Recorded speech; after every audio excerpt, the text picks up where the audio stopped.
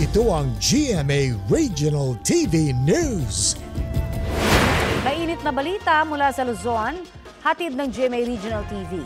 Patay ang isang barangay kagawad sa Tanza, Cavite matapos tambangan ng riding in tandem.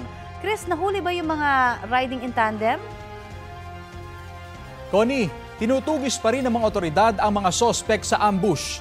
Sa kuha ng CCTV, kita kung paano dinikitan at binaril ng mga nakamotorsiklong sospek ang biktimang si Christopher Aron na nooy sakay ng isang kotse sa barangay Bagtas. Isa si Aron sa mga kagawad ng naturang barangay. Nakatakas agad ang mga sospek. Nasawi ang biktima matapos magtamo ng ilang tama ng bala sa leeg. Nakalabas naman sa sasakyan ang mga kasama niya, kabilang na ang 4 na bata.